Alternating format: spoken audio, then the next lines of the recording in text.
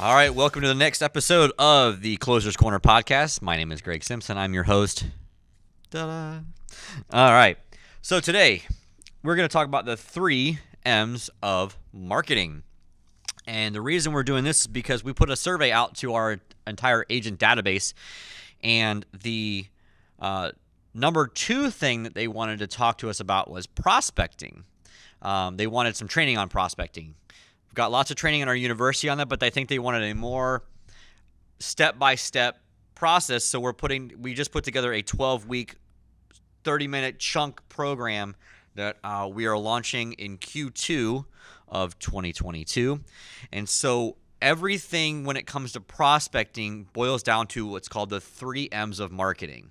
And so I'm going to break this down for you. I'm going to give you a couple of examples of what's in our prospecting training so you can get a little bit of a feel for how that's going to work. But this is literally what you guys have got to basically bash into your own head about how you should be doing your prospecting, how you're doing your marketing. Remember, if you go back and listen a couple episodes ago on the branding versus marketing episode, I break down the difference between branding and marketing. And we're going to break down marketing today even further, aka prospecting.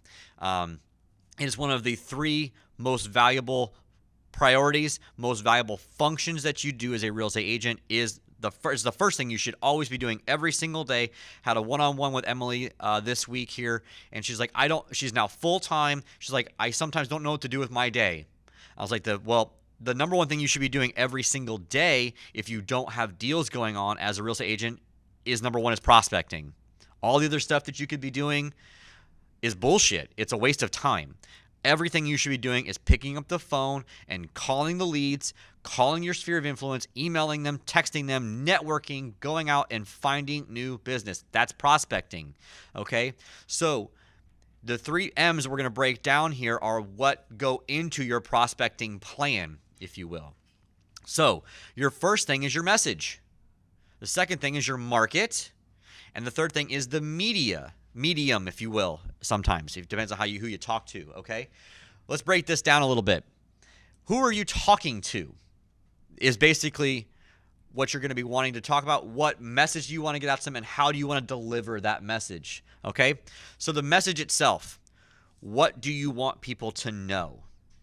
That's the first part. Market is who do you want to get that message that you just wrote to? And then media is the delivery method. So, we're going to break this down though. So I'm going to pull this up here and I'm going to talk about buyers. And I'm going to give you some examples of the 3 M's that we're putting together for the prospecting training. All right, so the first one is the message. And it's going to depend on what market you want to go to, but let's just say you want to go after first-time home buyers, right? Your marketing message might be something along the lines of stop renting. Stop throwing your money away on rent.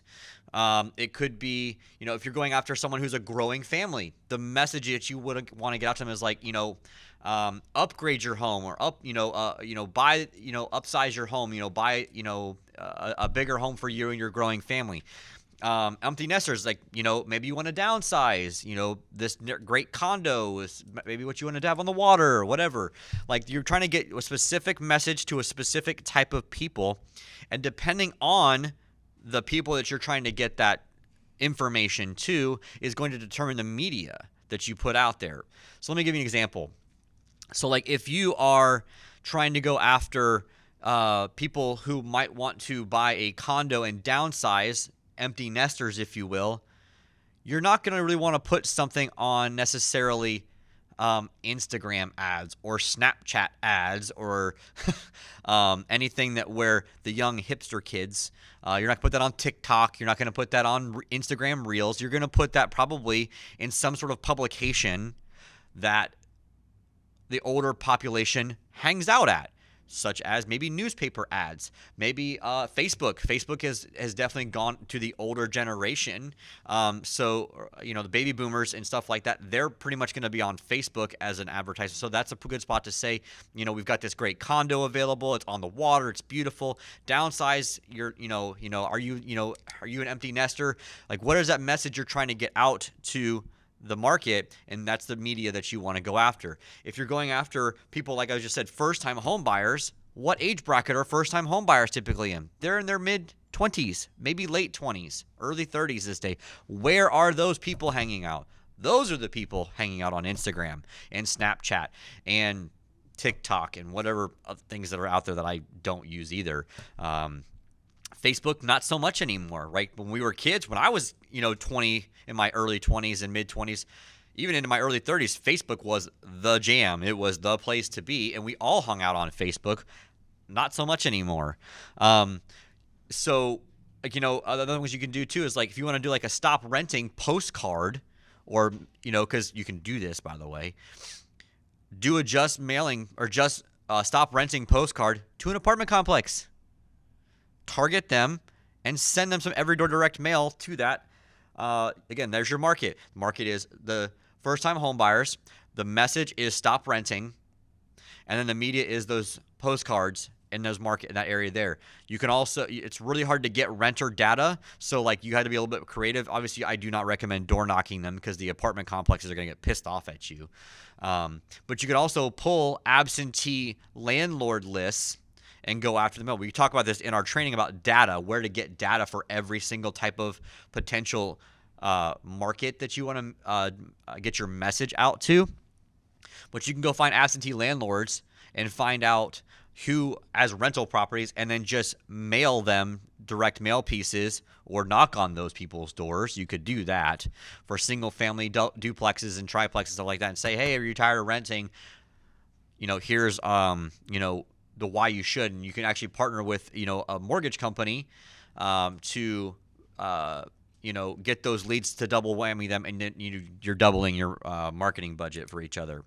So it depends on if you're going after it doesn't matter if you're going after buyers, whether that's your traditional retail buyers. And again, that gets broken down. Traditional buyers are so many different ones. You got first-time home buyers, you've got your upgrades, you got your downsizing as well, right? And then you've got your investor buyers. Then you got those break down even further, right? Are they looking for fix and flips? Are they looking for rental properties? If they're looking for rental properties, you can break that down even further. Are they looking for short-term rentals? Are they looking for long-term rentals? Are they looking for apartments? Are they looking for small multifamily, big multifamily? You guys can break all these little niches down, and your marketing and your messaging and your media is all going to differ based on the people you're trying to go after. Okay, this goes for sellers too. Are these absentee landlords? Are you trying to get them to sell their rental properties? The motivated sellers, the people who have ungodly amounts of equity that they've gotten over the last 2-3 years, and they want to cash out and sit back and sit pretty on the cash that they've gotten.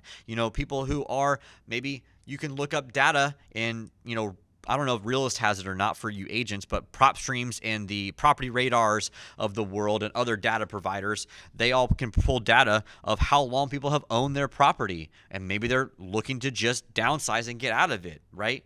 And so you've got these different segments of the population for sellers as well as buyers that fit different buckets, that fit different criteria for what kind of marketing you're going to do.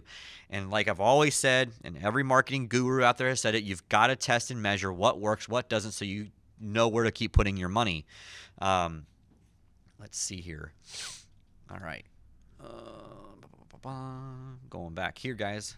And so we're going to talk just a second about, other data things that you're going to want to have.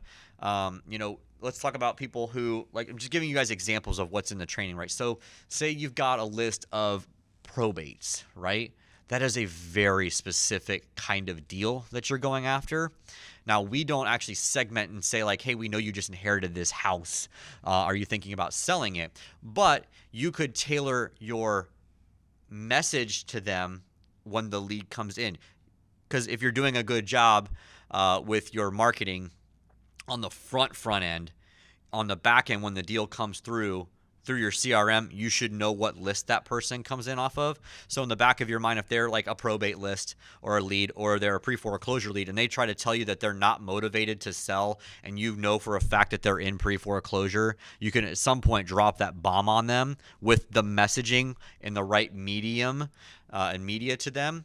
To make sure that it resonates with them.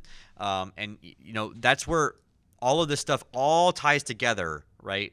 And so it's why that your your first initial message to the market and the medium you use is super important to nail that down so that you're not just throwing money away on the front end. So like, again, I would never tell you to run Facebook ads for first-time home buyers in a demographic that's low in their early to mid 20s. You should be running those on Instagram versus Facebook. And stuff like that, guys. So always remember the 3 M's of marketing when you are getting ready to do your prospecting, whether it's for buyers. Again, break those down. Sellers, break those down. Even renters, right? You could be going after renters that you want to throw them in your rent-to-own program with Divvy or Home Partners of America. There are specific messaging and market and mediums that you want to go after those potential rent-to-own people as well. So if, again, always keep those 3 M's of marketing in mind when you are getting ready to do all of your prospecting for any type of lead that you're going after out there, and that works on both the agent side and the investor side.